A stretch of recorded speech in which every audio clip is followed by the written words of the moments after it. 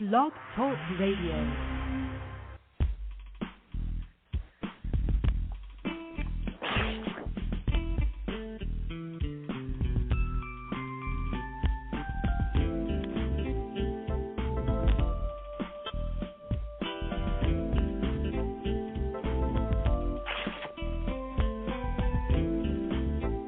Hi, everyone, and welcome to Franchise Interviews, where for over 4 years we've been asking the franchipreneurs who own one. I'm your host, Marty McDermott, with my co-host, Don Johnson. And if you ever dreamed of owning your own business, then you've come to the right place. We have a great show today. We're meeting with Dennis Mulgannon, Director of Franchising for Junk King Franchise Opportunity. Founded in 2005, Junk King has become America's fastest-growing full-service junk removal franchise concept. And that's coming up on segment 2 of Franchise Interviews. So stick around because we got a great show.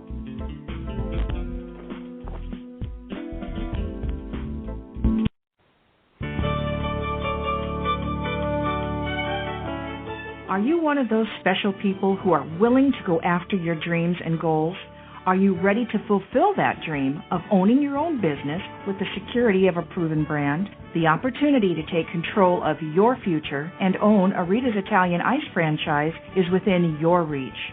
Rita's is seeking success-oriented individuals who are ready to make a change in their life, and Rita's offers unparalleled training and support to assure your success. And did you know the frozen treat industry is a recession-proof industry, and there are Rita's in 23 states currently with 540 stores open. Rita's Italian Ice has been around for 25 years and is listed as a top-performing franchise by the Wall Street Journal.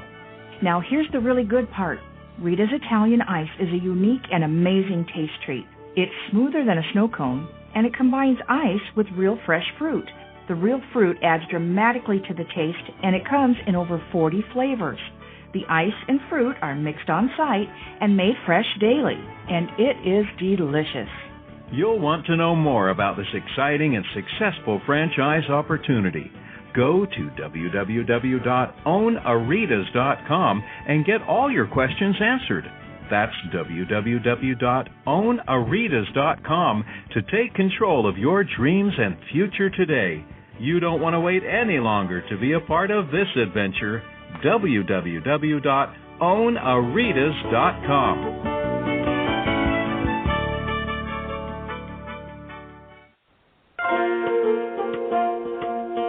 Who's helping build America one small business at a time?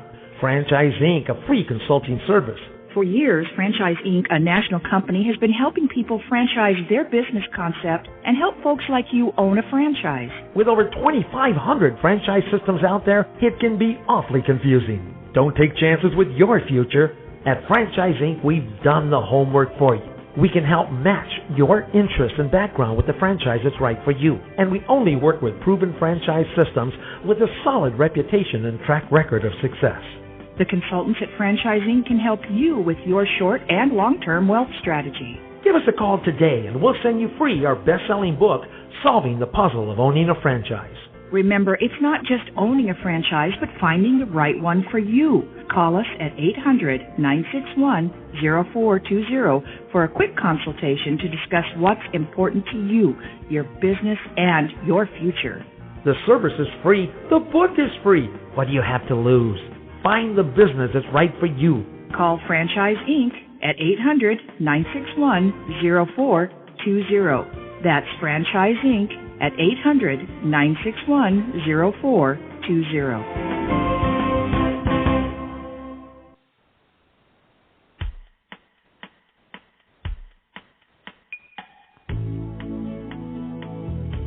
Hi, everyone, and welcome back to Franchise Interviews, where we're asking the franchipreneurs who own one. I'm your host, Marty McDermott, with my co-host, Don Johnson.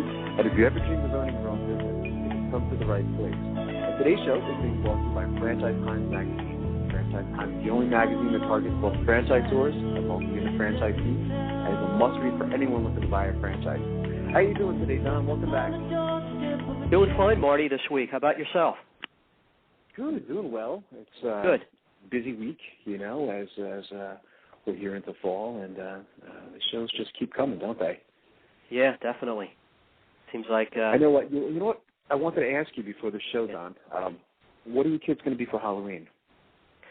it seems like it's changing weekly. I think my daughter, and they're 6 in first grade, I think she has a real nice witch costume. I think the dress lights up a little bit, and it's pretty neat. It's like a combination witch wizard, and then he is he's a Star Wars character, a really neat costume. Yeah, he's getting into Star Wars now. Oh wow, okay. It's amazing that Star Wars. I mean, you and I were into that when we were kids, I guess. So it's just it's amazing that whole thing is still here. Yeah, my son is he's going to be one of those parades this year. And the reason I ask is, you mentioned a lot of times you go through these little parades that they had in school. So this will be the first year I get to attend one of these. And he's so simple. He wanted to be Diego. Like one of those plastic costumes that cost like probably $5 in a Target or something like that, So he's pretty simple. Halloween is big business now. I think each of my kids were invited to like three or four parties, and there's a parade at school. Then Halloween falls on a Sunday. Oh, there's a lot. So they really get to wear the costume several times. Yeah, it's great. But and you were right. You've always told me this. I mean, this is like a fun age now, where he's approaching like 3 years old. You know what I mean? So we're starting to get to go to like things like that, like parades and stuff like that. Oh, it's fun because they bring on pictures. Yeah, because they have so much fun, so it makes it fun for you too. Oh yeah. Yeah, you get to live through them again, so it really is fantastic. Our last show down, we met with, it was a great show. We met with Moe's Southwest Grill. And if you missed the show, Moe's Southwest Grill is a fast casual concept featuring fresh Southwest fare in a fun and engaging atmosphere. They have over 400 locations. They're in 34 states and Canada.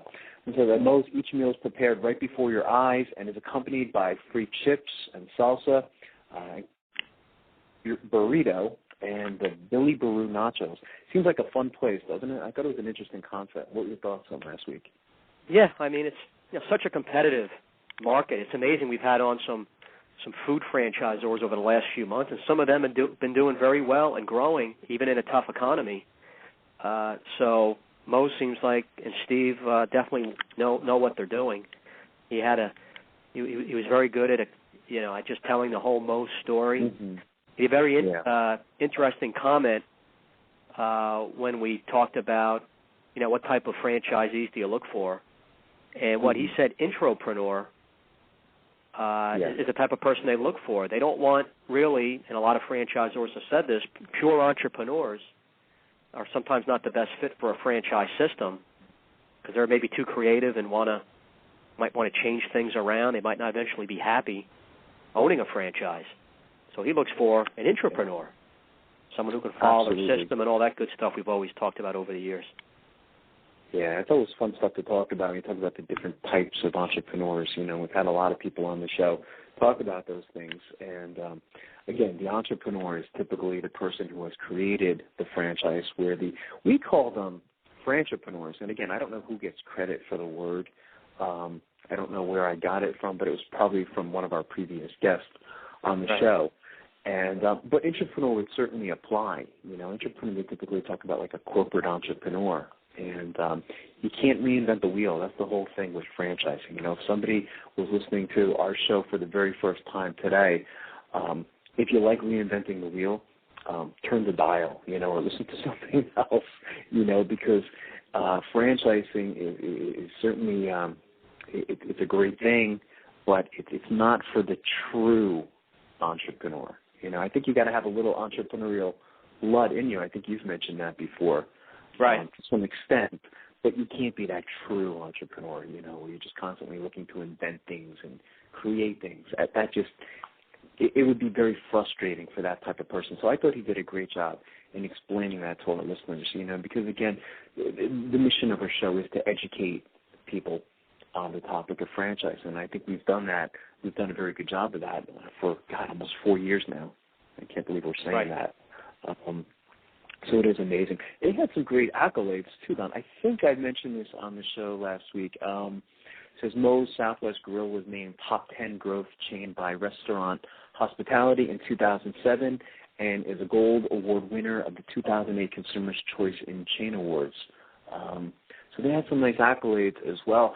I was mentioning at the end of the show last week, I've never been in a Moe's Southwest Grill, yet I was very familiar with them.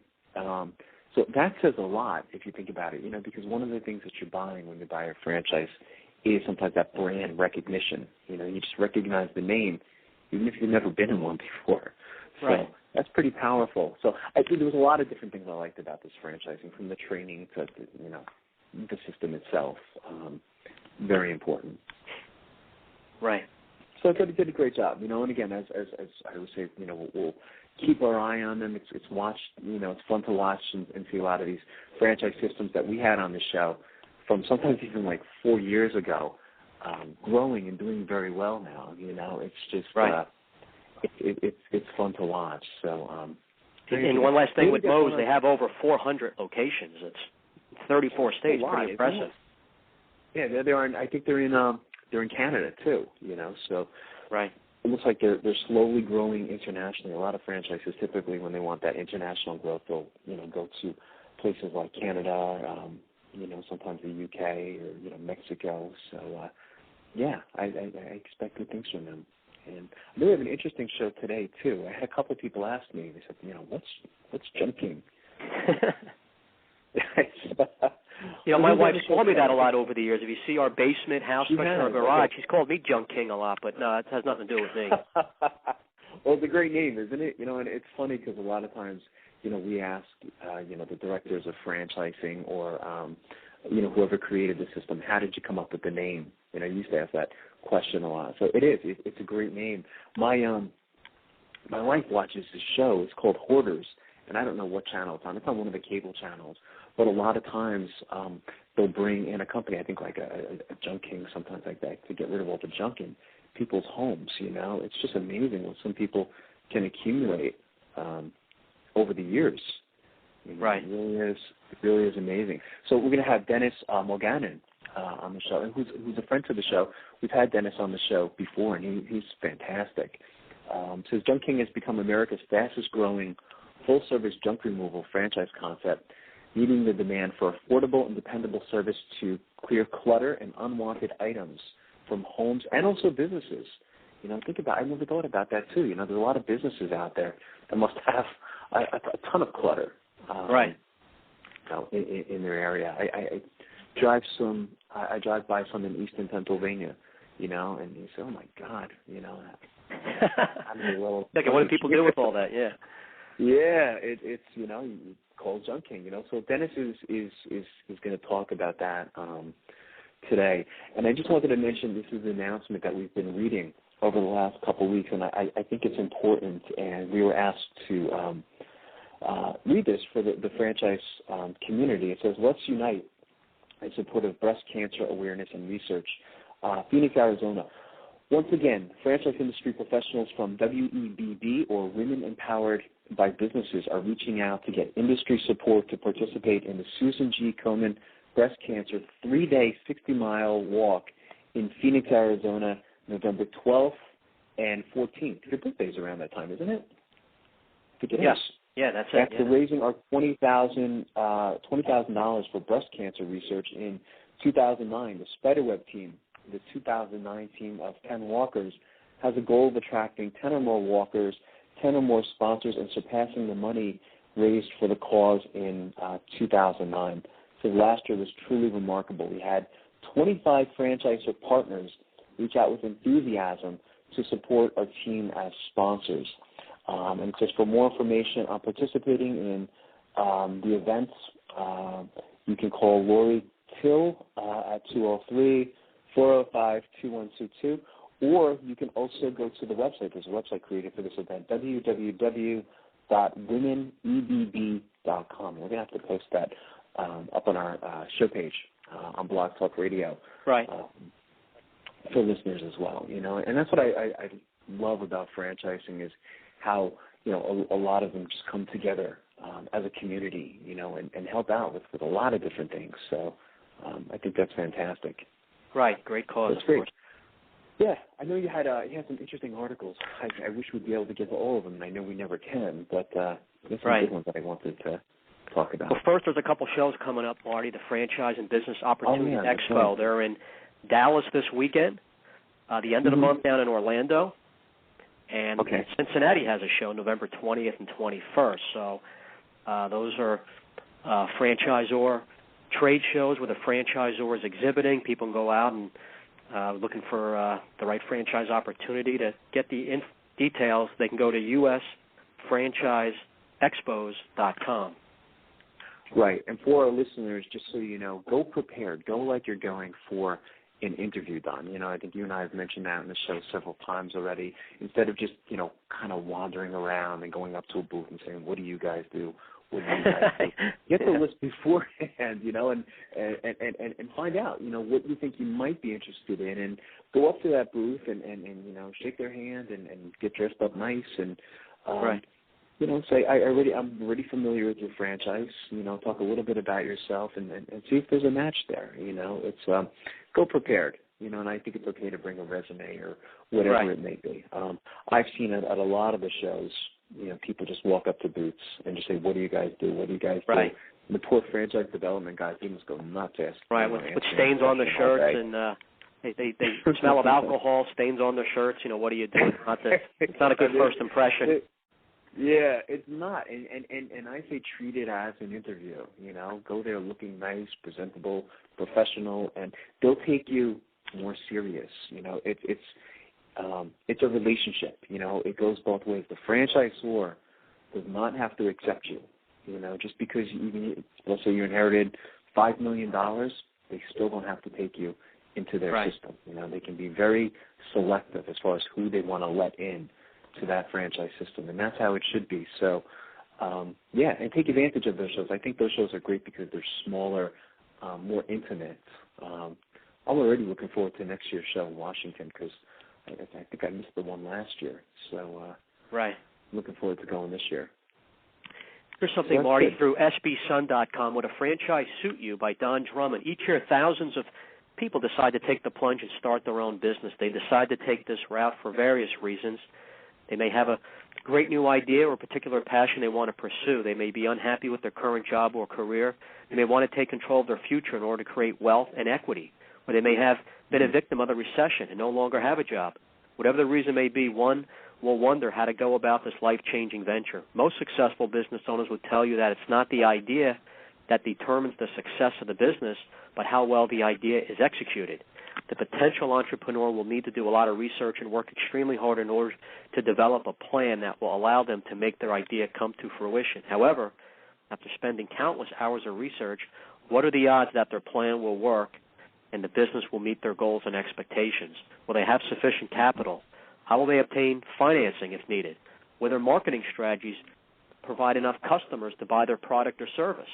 Because of these risks and uncertainties, many would-be business owners decide to choose franchising as an option to going in alone from scratch. And some of the reasons, so it's always good to remind people, Marty, of course, it's less risky. In general, franchises are less risky because they have a proven system that has evolved over time and a track record, just like last week's show, Moe's Southwest Grill is a good example. Next is record of success. Franchise businesses give people from different backgrounds the necessary training to execute a business plan or system that has been proven and tested in the marketplace. Many people worry that if they don't have experience in this particular industry, then they won't be successful. This is absolutely not the case. Consider McDonald's, for example, which is arguably one of the most successful franchise systems of all time. Most of their franchise owners never had prior restaurant or food experience. What McDonald's did was allow people from all walks of life that had the financial resources and the desire to own and operate their own business to teach them the McDonald's operating system. While there is no guarantee of success, for those that work hard and follow the system, success usually follows most of the time. The formula for success has been replicated over and over again by companies in almost every industry. Mm-hmm. Good start to the article. Industries too, Don. Yeah, it is. It's a great article. It's amazing too. I mean, since you and I have been doing this, I mean, just being involved in franchising, not just the radio show, the industries. There's so many more industries franchising today than when you and I got involved in franchising. Was it 10 years ago? Right. It's always amazing when you see a new industry. Right. Using franchising as a method of distribution. So it is fantastic. In addition to initial training, most franchises provide ongoing support to the franchise owners. This gives the franchisees the comfort of knowing that they are in business for themselves but not by themselves. Some of the more common services provided by franchise companies is site selection, assistance, corporate website and internet marketing strategies, other marketing and advertising materials that have been proven in the marketplace, group purchasing discounts on equipment, supplies, insurance, national account programs, operational support and guidance with challenges and problems, proprietary software, assistance in selling your business. Then it talks about the cost. You may be asking yourself, what is this going to cost me? Those several costs that the investor will have to incur. Most franchises will charge an initial franchise fee that varies from company to company. This fee entitles you to operate and use all company trademarks and proprietary operating procedures. But the article goes on. But, just a reminder of really what you're getting with the franchise system. And I think during this tough economy, probably more so than ever, someone starting up a non-franchise business, unless you have a lot of experience in the industry and have a lot of contacts and or not, and maybe can afford the business in a year or two, doesn't kind of do as well as you want. I guess it depends on, you have to weigh your risk factor. You have to weigh how much you're willing to spend. With, franchising, of course, the risk is less, just a higher chance of approval and to be profitable quicker. Right. But not all franchises are successful, so you really got to do your homework, take the time, and do all the stuff that we've recommended to people over the last few years. Yeah, most definitely. It must be lonely too. I'm trying to think of, as you're reading the article about, is going the non-franchise route. I mean, that could be very lonely. One of the things I've learned from doing the show that I've heard so frequently on the show is the sharing of best practices, from other franchisees, because a lot of times, whether it's at the corporate meetings or the annual meetings, or sometimes, I guess the franchisees might have monthly meetings like a teleconference and things like that, just the sharing of best practices, what one franchise might have done in his particular area that worked particularly well, You don't get that when you go in alone, do you? It's just kind of like, you try things. Some of the things are going to work. Some of the things are not going to work. Sometimes it's going to cost you money if it doesn't work. So when you go into a franchise, you kind of like, it's a great analogy I heard once from a gentleman named Roy Hibbert, is you're joining a club, You're joining this club where people are willing to share their best practices and even share what hasn't worked as well, So you know what, I tried these coupons, or I tried this, or I tried mobile marketing, and it didn't work, So that's one of the things you get in franchising as well, and I think that's so important. I mean, amongst the dozen of things that you listed, it's really important. So I think that's great. Here's something, Marty. The New York Times, You're the Boss, The Art of Running a Small Business by M.P. Mueller, getting people to care about your business. And it starts out, courtesy Sweet Green, a random act of sweetness and marketing. The enduring brands we welcome into our lives deliver two things, solutions and good feelings. In fact, we will pay more for products and services that have the ability to make us feel good about engaging with them. Creating a movement around good feelings is a great way to differentiate your business and have consumers championing your brand. This kind of starts out and reminds me of our friend who's been on the call a couple of times, who's written the books. And he's a speaker around the country. What is his name again? Warren Gresham? Michael I'm sorry? Dr. Scott? Yes. Who are you referring to? Dr. Scott. This sounds like something that, he's probably gone over.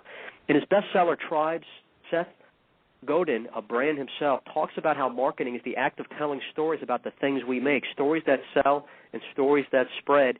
He also says it takes two things to turn a group of people into a tribe, shared interest and a way to communicate. Caring is a key emotion at the center of a tribe.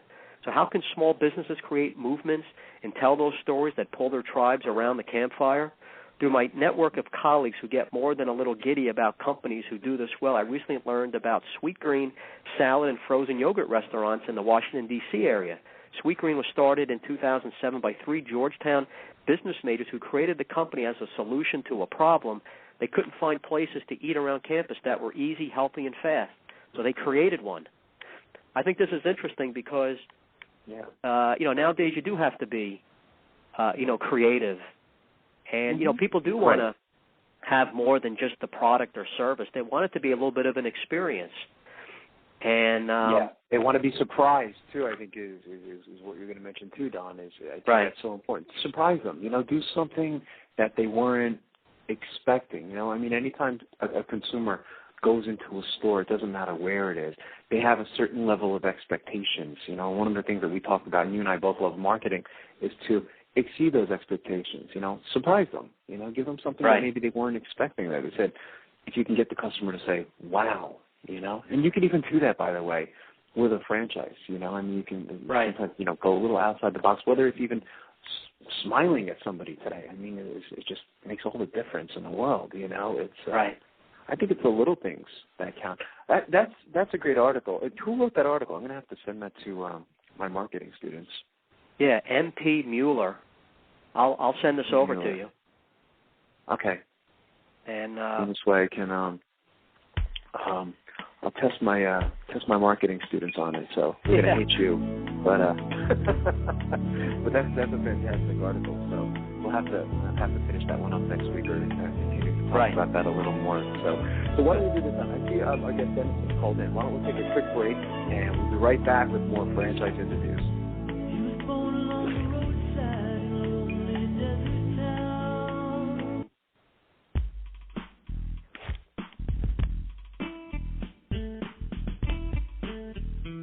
Coming up in segment 2, they have become America's fastest growing full-service junk removal franchise concept. We're going to be meeting with Dennis Mulgannon, the Director of Franchising, for the Junk King franchise opportunity. Coming up on Franchise Interviews.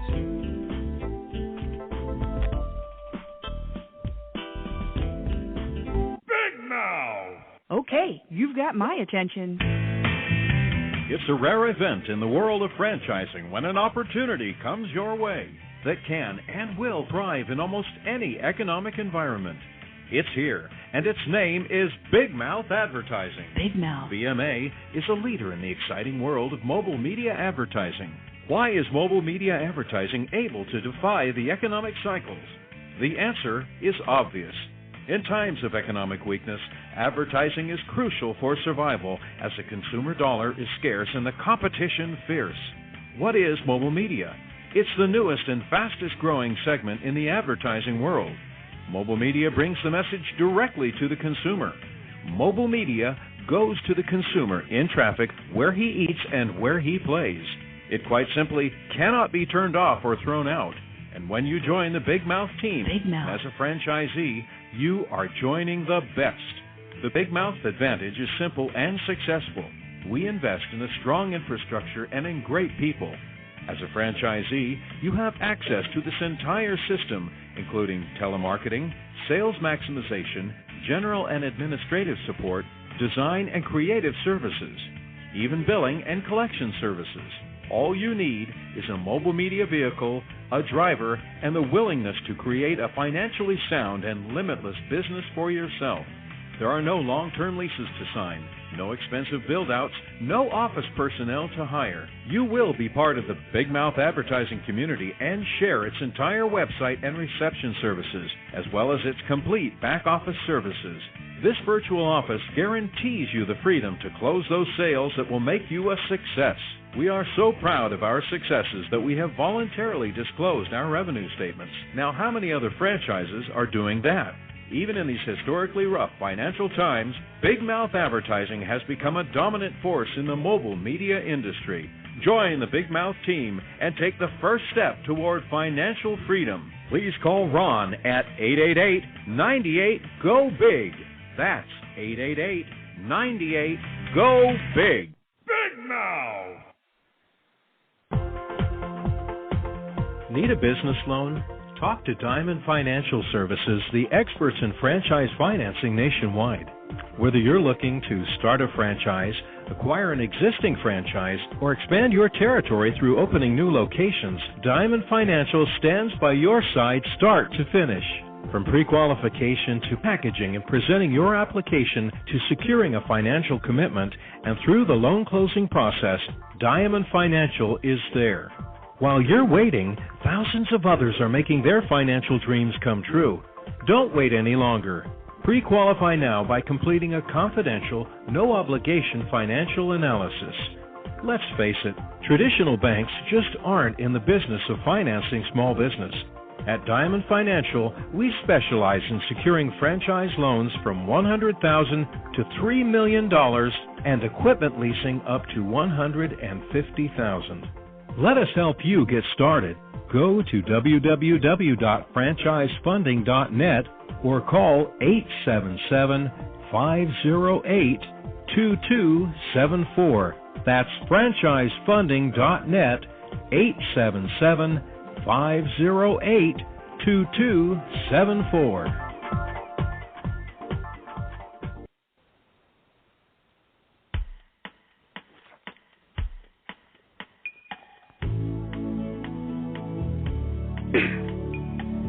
Hi, everyone, and welcome back to Franchise Interviews, where we're asking the entrepreneurs who want one. I'm your host, Marty McDermott, with my co-host, Don Johnson. And if you ever dreamed of owning your own business, then you've come to the right place. And as we were saying earlier, Don, we have a great show today because we're meeting with Dennis Mulgannon, the director of franchising, the Junk King Franchise Opportunity. And founded in 2005, Junk King has become America's fastest-growing full-service junk removal franchise concept. Hey, Dennis, how you doing today? Welcome back. Thank you. I'm doing great. I appreciate being on, guys. Oh, this is great, Dennis. And I think you know Don, don't you, Dennis? I know, Don, you wanted to say good morning. Hey, Dennis. It's good to talk to you again. Thanks for coming on. We're excited to hear about what's happening with Junk King. No, I appreciate you guys having me on. And, a lot of growth. Actually just hung up with signing another franchise agreement for Chattanooga, Tennessee. Wow. So it's been crazy. So good job. Nice. That's fantastic. Yeah, we've had a lot of people, Dennis, especially my wife. Her question was about Junk King. Can you give us a brief history of Junk King, how you guys got started, and a little background? Sure. The company has been in business since 2005. There are co-founders, Mike Andriacchi and Brian Reardon. And one of the great things is that they have shown sustainable growth for the first 5 years of company operations. The company unit's based in San Mateo County, California, which is about 20 miles south of San Francisco. So that was really, they have a 5-year proof of concept, operating company that showed anywhere from 20 to 32% year-to-year growth. And, I got involved. I'm coming up on my 1-year anniversary as director of franchising on October 26th. And as you guys know, my background's been working with, concepts that want to scale through, through business format franchising. And I'll tell you, I've never been involved with one where all cylinders are firing. It's just been an amazing run. So we actually launched the franchise last October, and we are now at 22 franchise partners who represent about 37 units, either open or soon to be open, because we're a real fast-track concept, meaning once somebody executes a franchise agreement, we generally can get them open and operating in 4 to 6 weeks. So there's not a lot of downtime. That's great. One of the things about our system is that we're really well structured as a true white-collar business management franchise. In fact, that's kind of how we position our concept, that we're a white-collar business management franchise that just so happens to be in what most people would consider to be kind of a blue-collar industry, the junk removal business. And, people that really dig into our business model and see our Item 19 earnings claims, and which is very, very liberal, and we can discuss that a little bit later, they kind of have an epiphany. You guys know that, the average franchise sale is somewhere, from initial inquiry to signing a franchise agreement is somewhere between, 45 and 90 days when somebody makes a decision. And we're averaging 23 days right now. So, wow. It's been amazing. Fantastic. That's great. So tell us, Dennis, about just, the Junk King franchise system, to describe the service, what it does, and why investors are showing interest in it. Well, I think that a lot of times investors see it, through kind of their own consumer eyes, meaning they get it pretty quickly. One of the unique things about our business model is that as much as we're in the junk removal industry, we're in the recycling industry. And that's one of the great attractions to our model. There's a lot of people out there who are looking at, quality of business, quality of life, and, what do I want to do with my next, in my next career, and if that's business ownership and a franchise, they want that good feel part of it, and the green side of our business model is really, really critical to that. We recycle 60% of everything that we remove from job sites. So where a consumer may have an option between us and one of our competitors, and our competitors generally recycle less than 5%, I like to call it green guilt.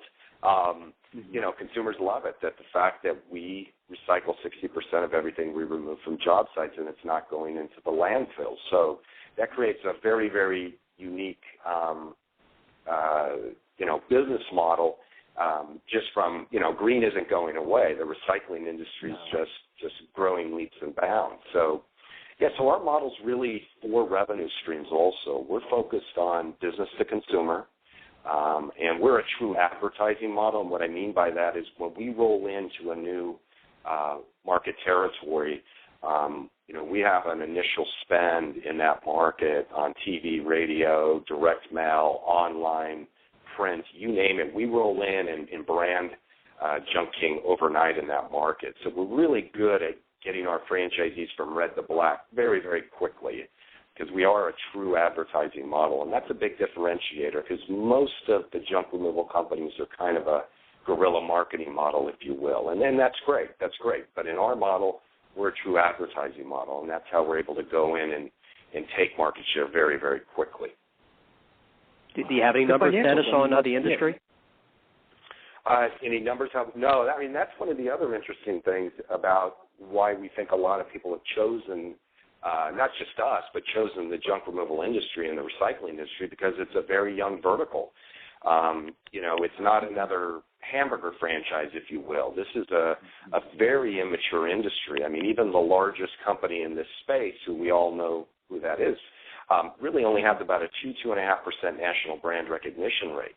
So how big is the pie? We don't even know yet. We just know that we have shown sustainable growth at our company unit, the one based in San Mateo County, year to year. We're actually up this year, 2009, through the first 3 quarters, up 28% in 2010 from 2009. So we just continue to grow and grow and grow, and we're finding that as we roll into new markets. I think we have about 21 units open right now. Nobody's struggling out the door. I mean, this is it's a high, very, very needed service, if you will. And as I go back to that business to consumer side, that's about 50 to 55% of our business. And then there's B2B, business to business, which would be realtors, property managers, the construction trades, roofers, contractors. That's about 30, 35% of our gross revenue. And then our third revenue stream is business to government, federal, state, local, school districts, colleges, universities. If you can envision kind of dorm move-outs at colleges, they need a service provider to help with that, because, I actually have a daughter at UC Santa Barbara, and I know I cleaned her dorm room out, and I would have been charged had I not done it. In the dorm, the colleges are looking for, service providers for that. So, and then the fourth, of course, is our recycling, because recycling in our business model, instead of being a cost of sales, is actually an additional revenue stream to us. And it creates the efficiency at the unit level where it allows us to have the highest revenue per truck because of those recycling activities, and then the highest margins in the industry. So it's a really, really unique and interesting business model. Yeah, I can only imagine the financials. I'm thinking as you're talking about this, Dennis, like your gross margin percentage and cost of goods sold. It must be very attractive when you look at a financial statement for this type of model. I can understand what the attraction is towards junking, and when someone looks at that with this item 19, they say, "Wow, this makes a lot of sense." I didn't think about the recycled stream, so you can say. So I think that's incredible. Yeah, and that recycling part is important for 3 reasons. First is it's our branding strategy. So every message that comes out from us in terms of advertising or marketing, our messaging leads with that we're the greenest company in the U.S. Again, going back to that kind of green guilt So that's the first one. The second one, again, is that it's a revenue stream versus being a cost of sales to us, because recyclers actually come to us and remove the recyclables from our warehouses and then pay us for it. So we kind of double end the deal, if you will. We're paid to remove it from job sites. But the third reason is the critical part of the business model.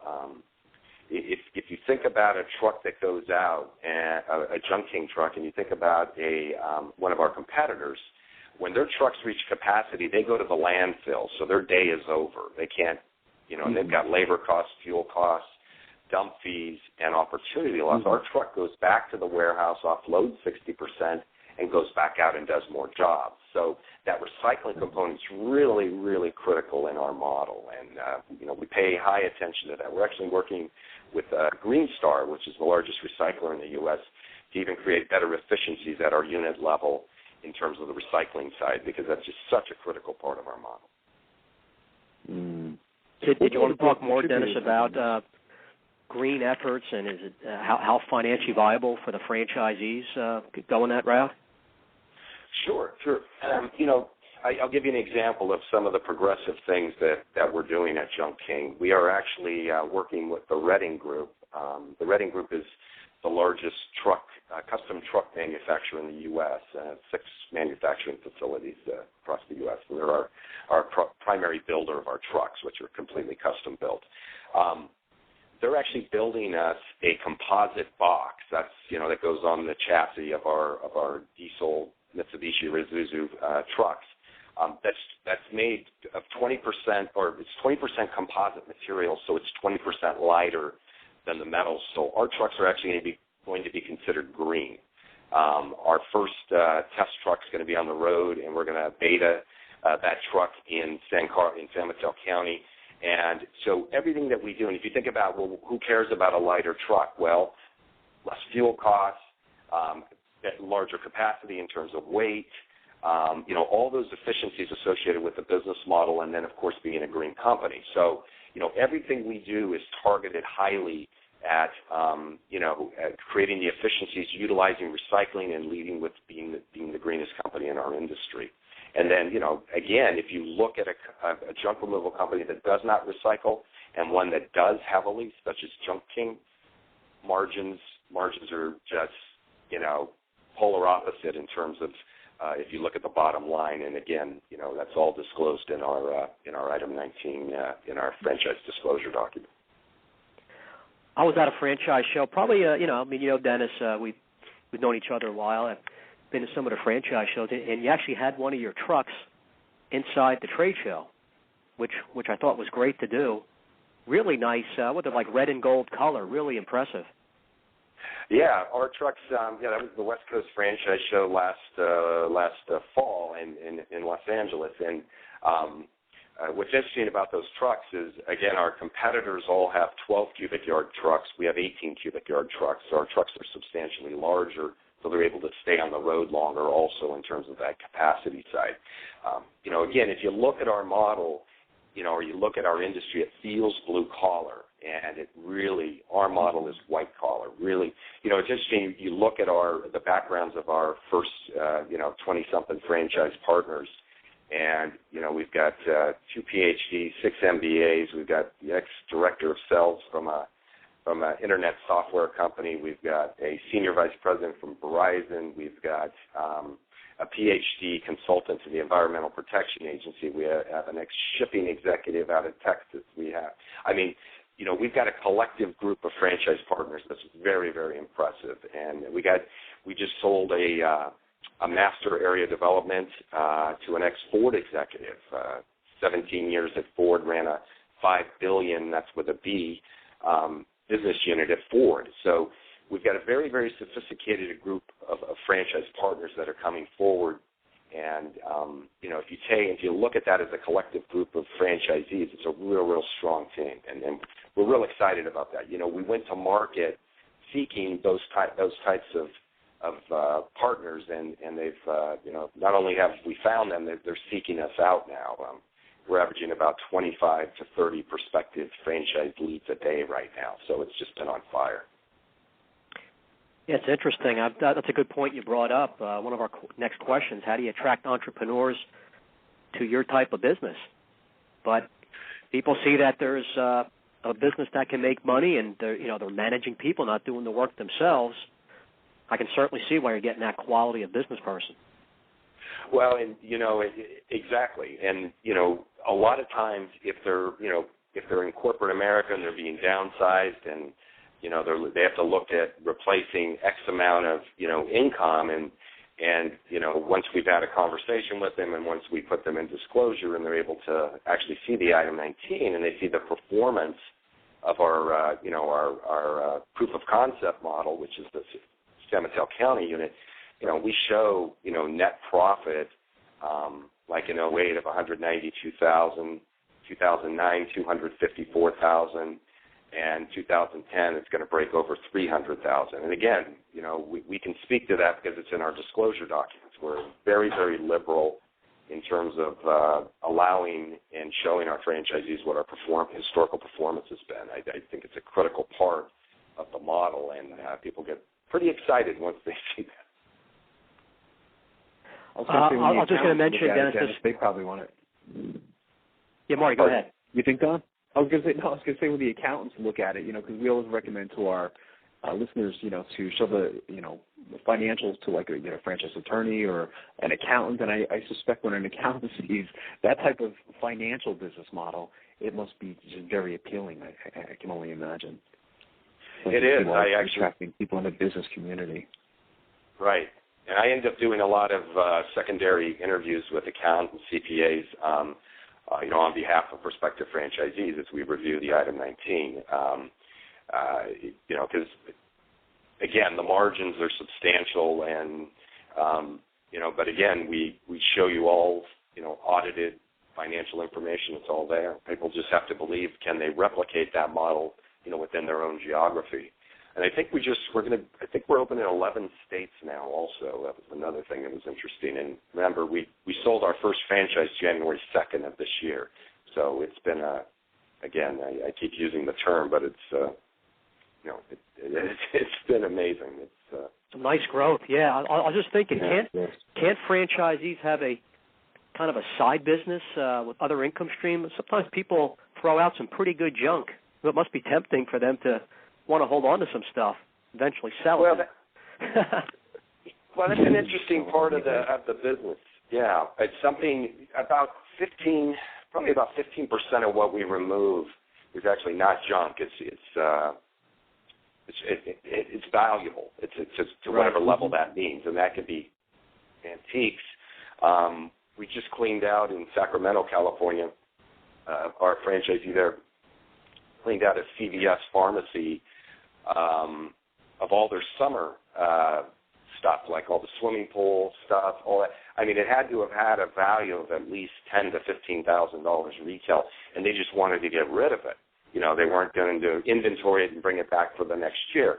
What we tend to do is, we're a big charity company, so what we tend to do is donate the stuff that has value to it. In the San Francisco Bay Area, Boys and Girls Club is one of our charities, and so we'll donate all those items to them and allow them to do whatever they do to create cash for that charitable organization. And it's kind of a good feel thing, and it serves everybody well. It's fantastic when you can make money and feel good at the end of the day. It seems like that feel good type of franchise opportunity where you've done something positive at the end of the day. So, yeah, go ahead, Don. Exactly. No, I was just going to say it's good sometimes I ask these off-the-wall questions and led to a good answer with the charity part. Dennis, we have to take a quick break. Can you stick around for another segment? Sure, absolutely. Okay, that'll be fantastic. We'll be right back with more franchise interviews.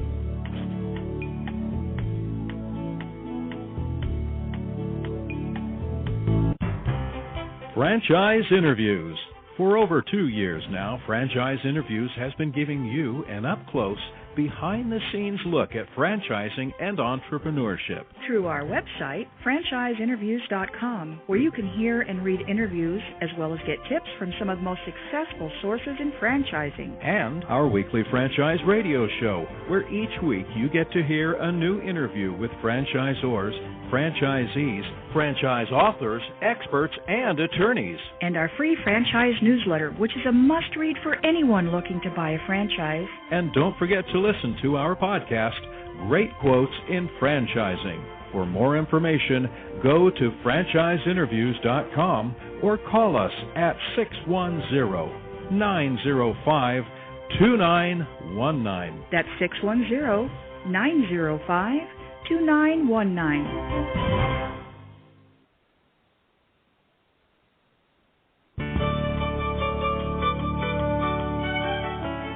Are you one of those special people who are willing to go after your dreams and goals?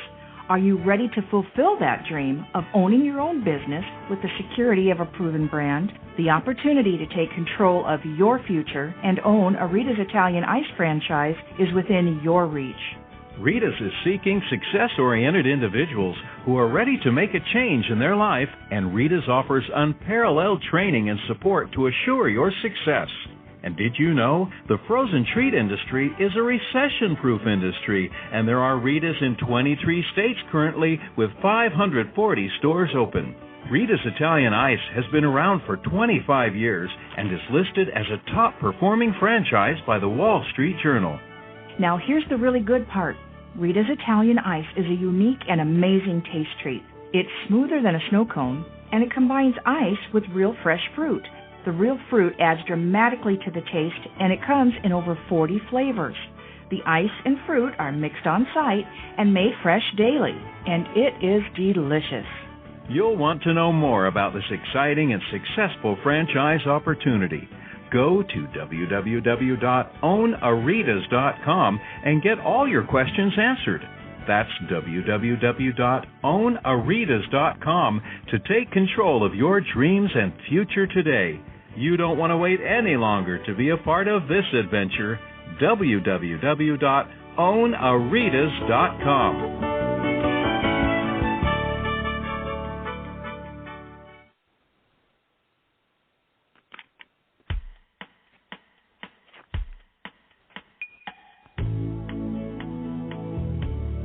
Hi, everyone, and welcome back to Franchise Interviews. We're asking the entrepreneurs who want one. I'm your host, Marty McDermott, with my co-host, Don Johnson. And if you ever dreamed of owning your own business, then you've come to the right place. And we have a great show today. We're meeting with Dennis Mulgannon, Director of Franchising for the Junk King Franchise Opportunity. Founded in 2005, Junk King has become America's fastest-growing full-service junk removal franchise concept. So, Don, I think you're up.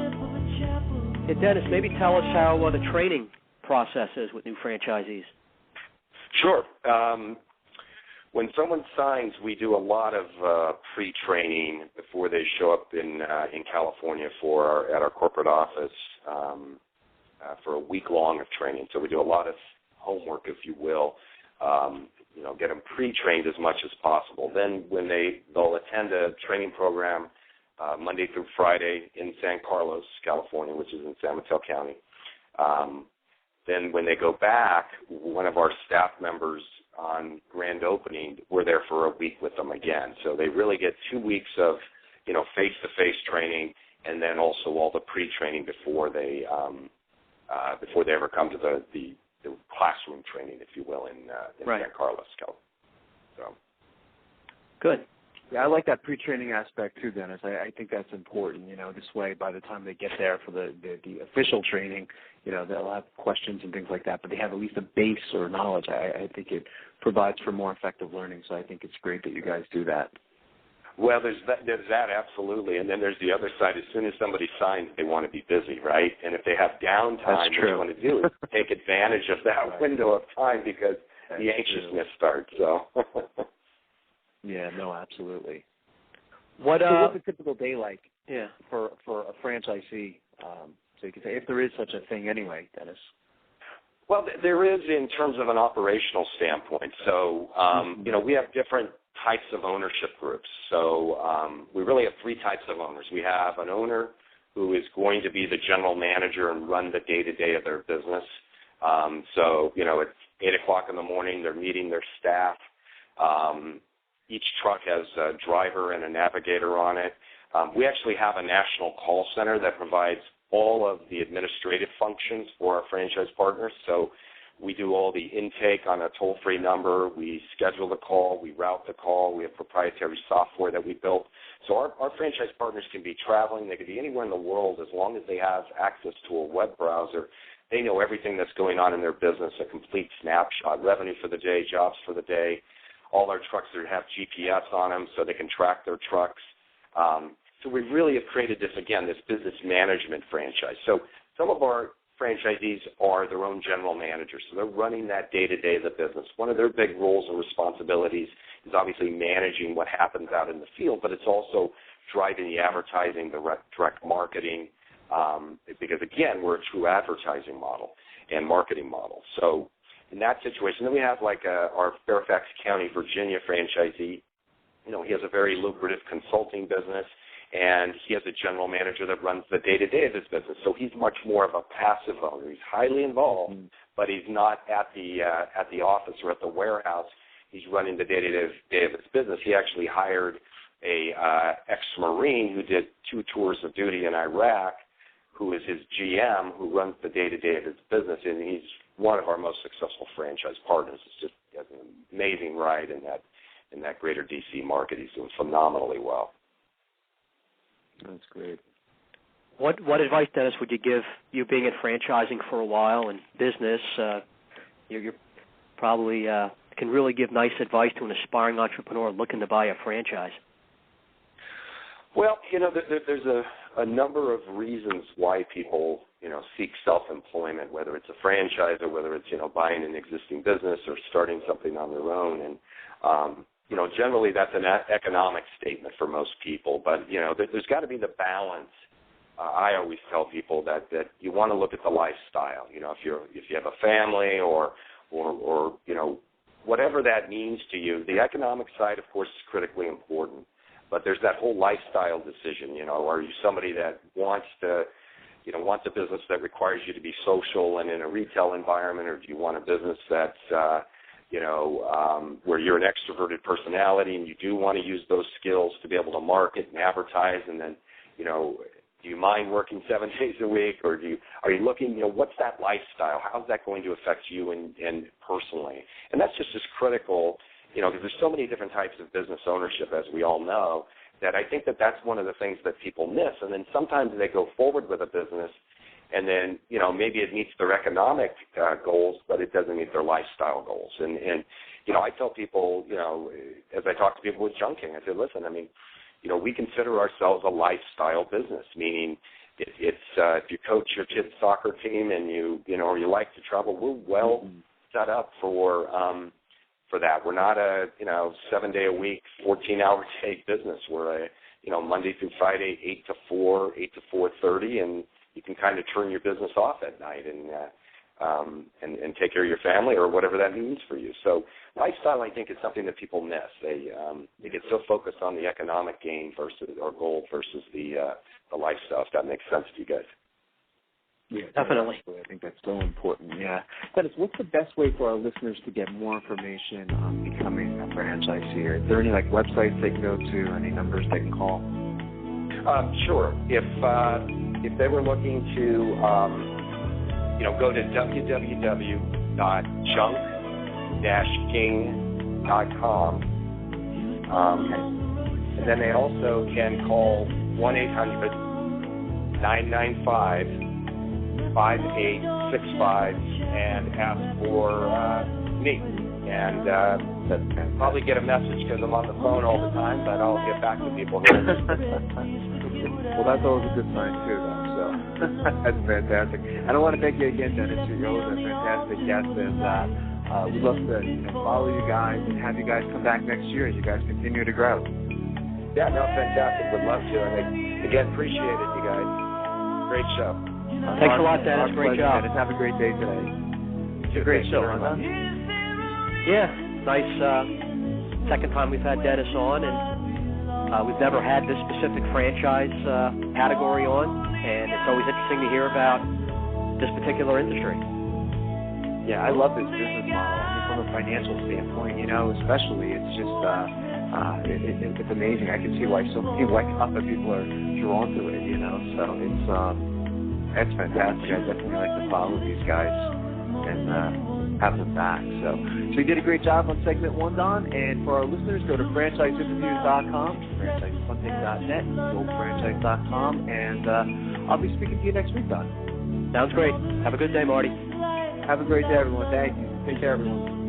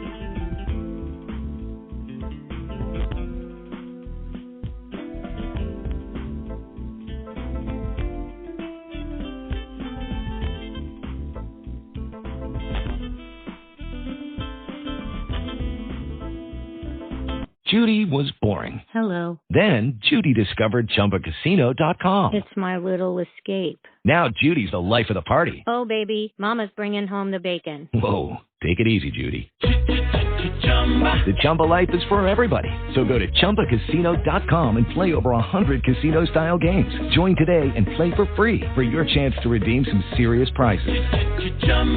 ChumbaCasino.com. No purchase necessary. Void where prohibited by law. 18+ terms and conditions apply. See website for details.